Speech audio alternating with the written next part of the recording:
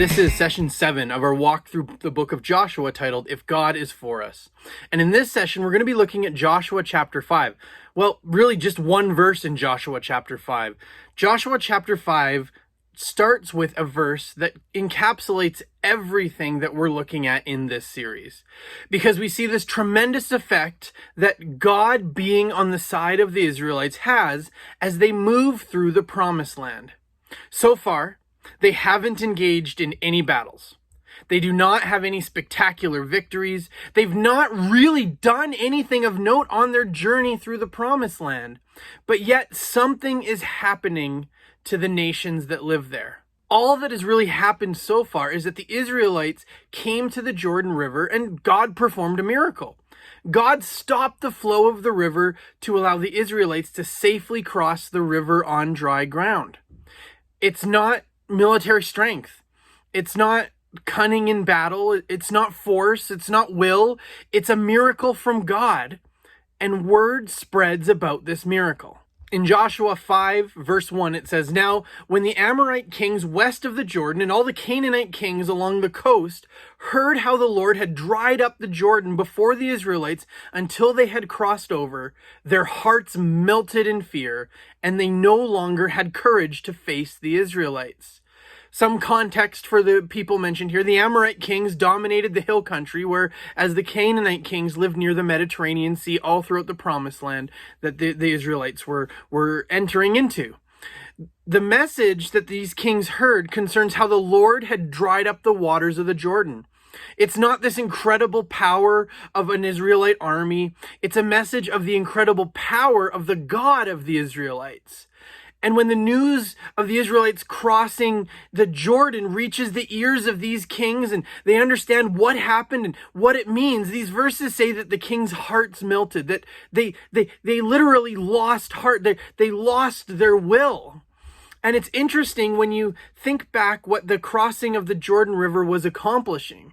When we look back at what God was calling the Israelites to do when they crossed the river was to set up memorials, to remember, to have this be a moment of significance for what God has done. And we see that God really saw this as a faith-building, courage-increasing moment for the people of Israel. But while the effect for the people of Israel in crossing the river was to increase their faith, here the same event had the opposite effect on the enemies. You couldn't imagine two more different reactions to the events of Joshua chapter 1 through 4. On the one hand, the Israelites had seen the power of God at work on display for their benefit. And God had given them a new leader in Joshua, and then he demonstrated his power by drying up the Jordan River, just as he had done the Red Sea for the previous generation. This, no doubt, was causing the Israelites to walk courageously in faith, for God had demonstrated his power on their behalf. But on the other hand, the kings of the people who were already in the promised land, they had seen the power of God at work and on display for the Israelite benefits, and they were hearing the reports of this mighty God who had fought for the invading people.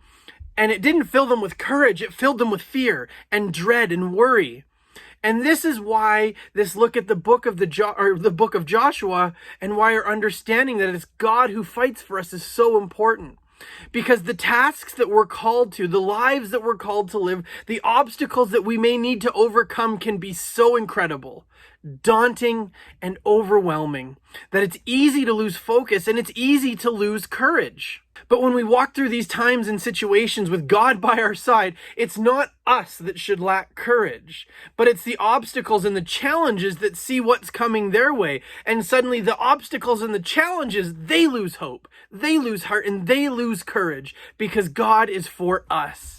It reminds me of a story in the book of Acts about Peter and John. The story is found in Acts chapter 4, verses 1 through 20, but I'm just going to summarize the story here.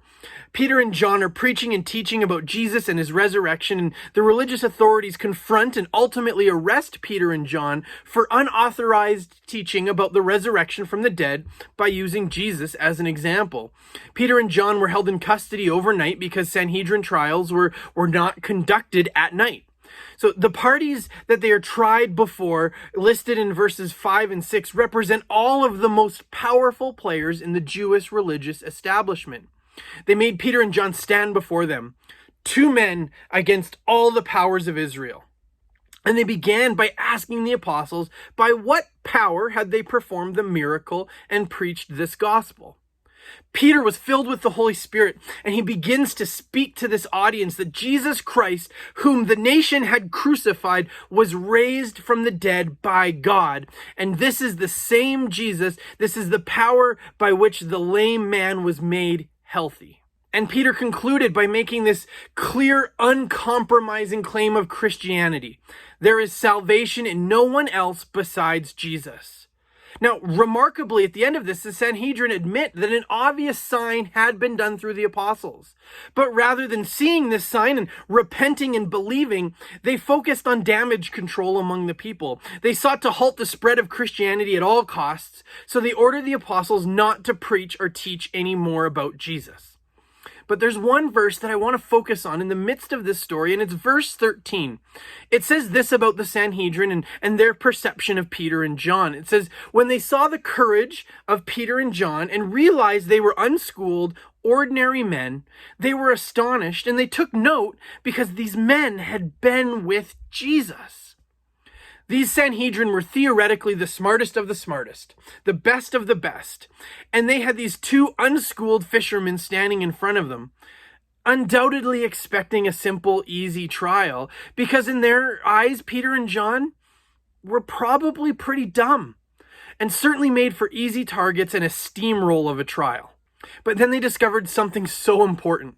They discovered that it wasn't these mere uneducated, kind of dumb fishermen that they were up against. But these men had God. They had Jesus on their side. So as this trial progresses, their confidence in who they were suddenly begins to melt, just like the hearts of the Amorite kings. They were these ordinary people who were more than they seemed because they had something else. They have the might of God on their side. Here in Acts 4, we see that God's power has once again been on display. And once again, the hearts of these Israelite leaders melt before his great reputation. God's glory spreads even to those who were not ready to submit to his rule, as God's people were willing to courageously stand and follow him. Courage has a unique place in the life of a Christian. While those outside of the faith must try and muster up bravery on their own, the Christian has the full advantage of knowing the power of God. And further, we can look all back across our experiences and see the faithfulness of God. This is what God had encouraged the Israelites to do with the crossing of the Jordan River. Knowing God and remembering his great works fortifies our courage for the future. And when God's people courageously follow him, the glory of God will extend to the hearts of those who don't yet know him.